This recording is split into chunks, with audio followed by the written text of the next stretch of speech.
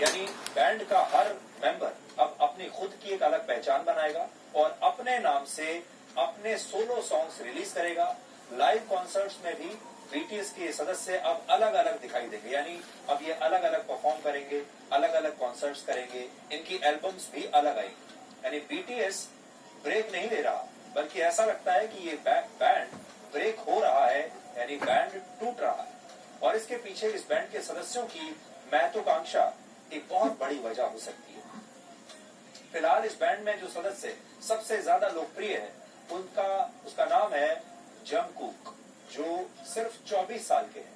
हाल ही में जंगकुक ने अपना एक सोलो सॉन्ग रिलीज किया था, जिसके बाद इस बैंड के दूसरे सदस्यों में असंतोष बढ़ गया और फिर बीटीएस की एक मीटिंग हुई जिसमें यह फैसला हुआ कि बैंड के बाकी मेंबर्स को अपने अंदर और ज्यादा मैच्योरिटी लाने की जरूरत है, इसलिए ये बैंड अब अलग अलग काम करेगा।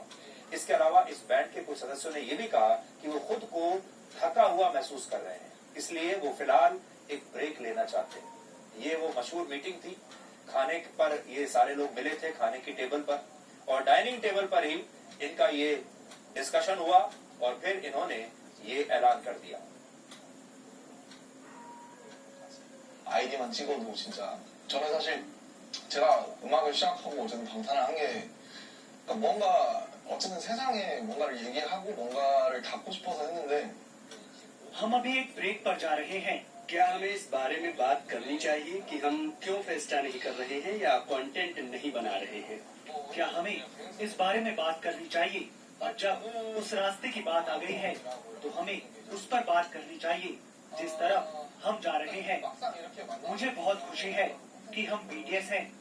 अगर हम बीटीएस नहीं होते तो मैं क्या करता? इसने मुझे ये सोचने पर मजबूर कर दिया। मैं बस एक साथ रहकर खुश हूँ। मैंने संगीत शुरू किया और बीटीएस बन गया क्योंकि मेरे पास दुनिया के लिए एक संदेश था। मुझे नहीं पता था कि इसके बाद मैं क्या करूँगा, लेकिन कोविड-19 सामने आ गया तो हमने dynamite, butter, permission to dance और लाइफ गोज ऑन किया और फिर मैंने महसूस किया कि ये ग्रुप निश्चित तौर पर बदल गया है। हमें ये स्वीकार करना होगा कि हम बदल गए हैं। मेरा मानना है कि ऑन और डायनामाइट तक हम एक थे, लेकिन बटर और परमिशन टू डांस के बाद मुझे नहीं पता कि अब ग्रुप किस तरफ जा रहा है। 이제 우리가 어떤 팀인지 잘 모르겠더라고요. 그냥 뭐라 해야 될까? ये मैं कैसे कहूँ? आप हमारे साथ थे, कहें तो लगभग 10 साल के लिए आप हमारे साथ 10 साल तक रहे। 뭐라 해야 될까? 뭔가 이해 ऐसा नहीं है कि हम चाहते हैं कि आप हमें समझें, लेकिन ये अच्छा होगा कि अगर आप हमें इन चीजों का आनंद उठा सकें। हम वादा करते हैं कि हम और मैच्योर होकर वापस एक बार फिर लौटेंगे।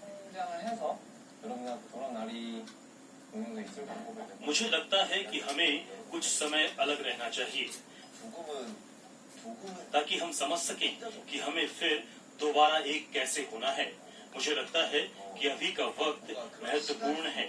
मुझे उम्मीद है कि आप इसे नकारात्मक तौर पर नहीं देखेंगे और ये एक अच्छी योजना है।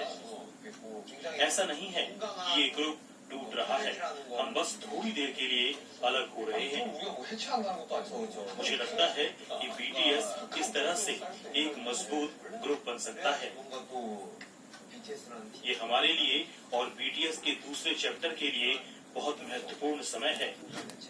मुझे लगता है कि ये सबसे अच्छा समय और कदम है। 시기이자 스텝인 것 같아요. 되게 필요한 시점.